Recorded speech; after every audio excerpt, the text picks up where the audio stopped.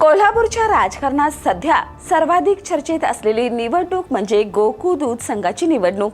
गोकूच्या सत्तेसाठी यावेळी केवळ राजकीय पक्षांमध्येच नव्हे तर महायुतीतील मित्र पक्षांमध्ये आणि महाविकास आघाडीतील इच्छुकांमध्येही अभूतपूर्व स्पर्धा सुरू झाली। पण या निवडणुकीने एक गंभीर प्रश्न उपस्थित केलाय। गोकूची निवडणूक दूध उत्पादकांच्या प्रश्नासाठी लढली जात आहे की ठरावांच्या आकड्यांच्या राजकारणासाठी? नमस्कार, मी सुरेखा आणि तुम्ही पाहतात तारा न्यूज। 15 जून पासून सुरू झालेल्या ठराव दाखल प्रक्रियेने शेवटच्या दिवसापर्यंत अक्षरशः राजकीय बाजाराचं रूप धारण केलं। कोणत्या नेत्याकडे ठराव द्यायचा, कोणत्या गटाची ताकद दाखवायची यासाठी गावोगावी संघर्ष उभे राहिले। काही ठिकाणी तर एका ठरावासाठी 5 लाख रुपयांपर्यंत बोली लागल्याच्या चर्चाने राजकीय वर्तुळात खळबळ उडवली। निवडणूक विभागाने 4844 प्राथमिक दूध संस्थांना मसुदे पाठवले, मात्र प्रत्यक्षात दाखल झाले तब्बल 5439 ठराव। त्यात 57 दुबार ठरावांचा समावेश आहे।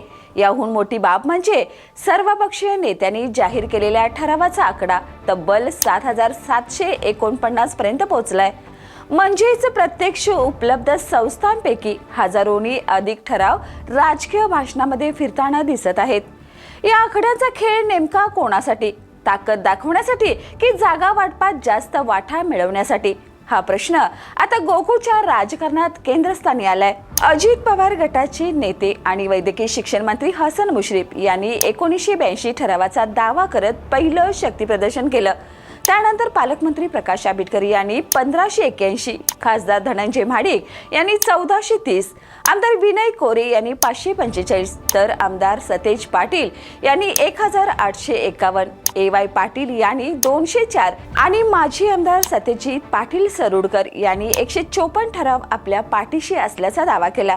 परंतु या सर्व दाव्यांची बेरीज केली तर आकडा वास्तवापेक्षा हजारोंनी पुढे जातो। त्यामुळे राजकीय दावे आणि प्रत्यक्षातील ताकद यामध्ये मोठी दरी असल्याचं स्पष्ट झालंय। या सगळ्या गदारोळात सर्वात महत्त्वाचा संदेश 31 संस्थांनी दिला। या संस्थांनी कोणत्याही नेत्याच्या दाव्याला किंवा गटबाजीला बळी न पडता ठराव दाखल केले नाहीत। काही ठिकाणी स्थानिक वाद कारणीभूत ठरले, तर काही ठिकाणी संस्थांनी उघडपणे राजकीय हस्तक्षेपांना नकार दिला। शाहूवाडी आणि हातकणंगले मध्येही प्रत्येकी 6, शिरोळ आणि पन्हाळ्यात प्रत्येकी 4, आजरा आणि भुदरगड मध्ये प्रत्येकी 3, चंदगड मध्ये 2 आणि करवीर मधील एका संस्थेने ठराव न दाखल करून सत्तेच्या राजकारणाला एक प्रकारे ठेंगाच दाखवलाय। गोकूची निवडणूक यंदा महायुतीच्या झेंड्याखाली लढवण्याची तयारी सुरू आहे। त्यामुळे मित्रपक्षामध्ये जागा वाटपाचा संघर्ष उफाळण्याची चिन्ह दिसत आहेत।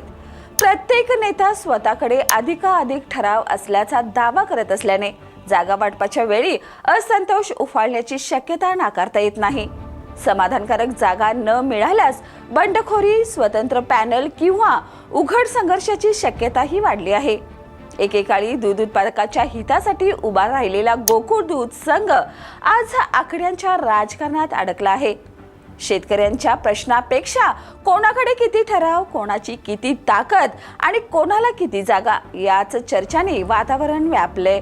आता प्रश्न फक्त इतकाच आहे की गोकूच्या या राजकीय रणधुमाळीत खरा विजेता कोण ठरणार? ठरावांचा फुगोटा मांडणारे नेते की शांतपणे सर्व तमाशा पाहणारे दूध उत्पादक? कारण गोकूच्या राजकारणात यंदा एक गोष्ट स्पष्ट झाली आहे, आकडे वाढवता येतात, दावे करता येतात, पण अंतिम निकालाच्या दिवशी वास्तवाचाच विजय होतो। या आणि अशाच ताज्या अपडेटसाठी पाहत रहा तारा न्यूज।